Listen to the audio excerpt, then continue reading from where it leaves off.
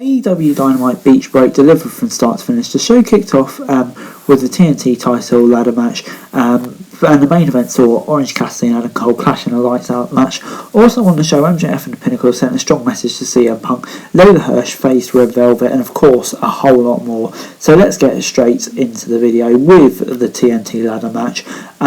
Both men felt each other out early on before Cody sent Sammy crashing out the ring. Sammy went to grab the ladder, but Cody took him down with a right hand. They brawled through the crowd before Cody clotheslined Sammy through the barricade and into the ring. As Cody celebrated with the fans, Sammy caught him with a cutter. Guevara used the opening to set up a ladder in the middle of the ring. Both men exchanged strikes on top of the ladder before Cody Rhodes hit a vertical suplex off it. Cody took the ladder over and it crashed into Sammy, who was on the mat. The American Nightmare rolled out of the ring and followed him out to ringside before whipping him with his weight belt. Cody then locked in the figure of four before he sort of sent through one of the ladders. He then went for a springboard, but Cody tossed the ladder in his face. The two ladders were set up in the ring. As Cody climbed one of the ladder towards the mat, Sammy Guevara leapt off and took Cody out with a cutter. Both men started to climb the opposing ladders again, and this time Cody hit Sammy Guevara with a crossroads onto the ladder.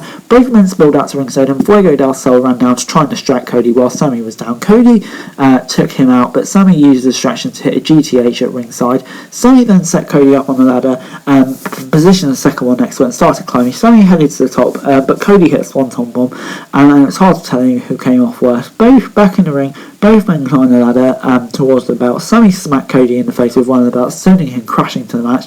He then received both belts to unify the titles. And yeah, this was a really great start to Dynamite. I'm going to give it a 7 out of 10, an 8 out of 10 actually, yeah, just because this match was so brilliant, so many spots. They took it to the edge and they truly delivered. Definitely the right result for me as well. Tony Schiavone was then with Powerhouse Hobbs and Ricky Starks backstage. Hobbs challenged Dante Martin to a match, while Ricky Starks challenged Jay Lethal to a match for the FTW title, before we got Wardlow versus two jobbers this time, and yeah, he barely broke sweat and destroyed him with multiple power bombs, picking up the win in about a minute. And yeah, I'll give it a 6 out of 10. Another decent win for Wardlow, just the whole stuff hating up with MJF. Yeah, on the whole, this was cool. Before we got Jericho, Santana and Ortiz versus 2.0 and Daniel Garcia. Jericho and Matt Lee started things off, but Santana tagged off a blind tag. 2.0 and Garcia isolated Ortiz early in the match. Santana and Ortiz took back control but refused to tag Jericho in. However, this gave Garcia and 2.0 the advantage as they isolated Ortiz, who hit Matt Lee with a clothesline, and both men went down. 2.0 then double teamed Ortiz to stop him making a tag. Jericho was on the apron, but Ortiz chose to tag Santana. The Inner Circle member was all over 2.0, and Daniel Garcia was frustrated. Jericho was very frustrated. He grabbed Jeff Parker at ringside and pulled him out of the ring before hitting Matt Lee with a Judas effect. This gave Santana the opening to pick out the mat win, and yeah, Jericho walked off on his own afterwards. I'm going to give this a 7 out of 10. Yeah, really good stuff. I haven't been a massive fan of this feud, but yeah, really good stuff with Jericho in the Inner Circle. Just can't wait to see where it goes, and hopefully it keeps up this momentum.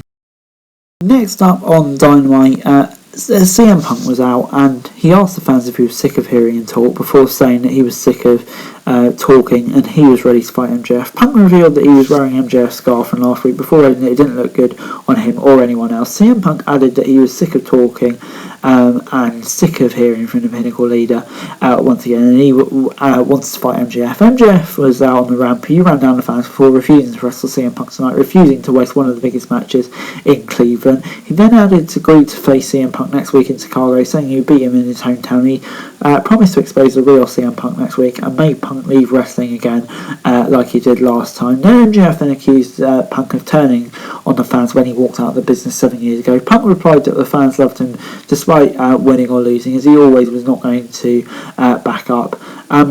MJF then brought out FTR and Wardlow. Punk was then ambushed by Shawn Spears from behind. Spears unloaded on the chair. FTR held Punk down. Wardlow didn't look happy with what was going on.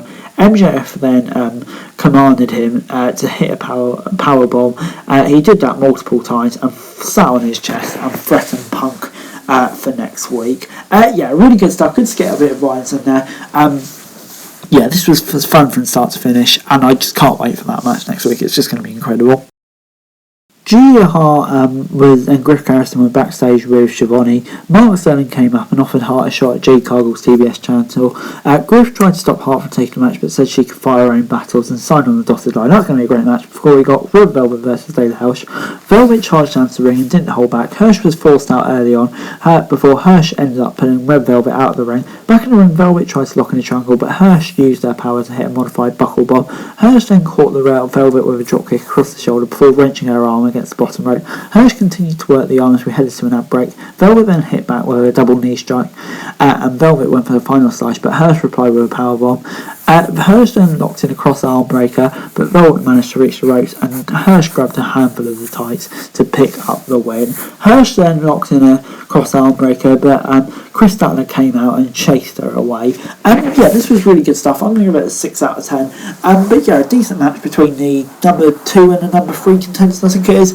But yeah, that was really, really solid, decent upper mid-card match for the women's title, and I enjoyed it. Baker was out next and celebrated their accomplishments in 2021. Baker promised that this was the only beginning of the DMD era and added that she wouldn't stop until she was female performer of the decade. Before we got Cassidy versus Cole in a lights out match. Cassidy wasn't holding back at the beginning and he charged at Cole as soon as the bell began.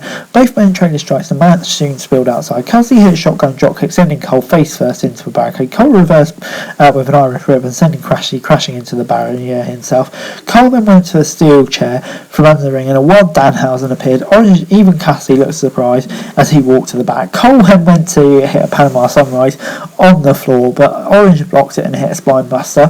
Cassidy went to follow it up with the Orange Punch, but Cole blocked it with the ring bell. The Panama City Playboy was then in control of the match, hitting a backstabber in the middle of the ring. Cassidy then replied by unloading a fire extinguisher on Cole as he crawled back into the ring. Things broke down as members of the Super Elite brawled with the Best Friends. The Young Bucks and Cole went for a triple super kick, but Trent and Rocky Romero pulled it out of the ring. Cassidy then hit Cole with a beach break, followed by the Orange Punch, but Cole caught him with a low blow. However, Cassidy came prepared, and he followed that up with patented lazy kicks, followed by a Panama Sunrise.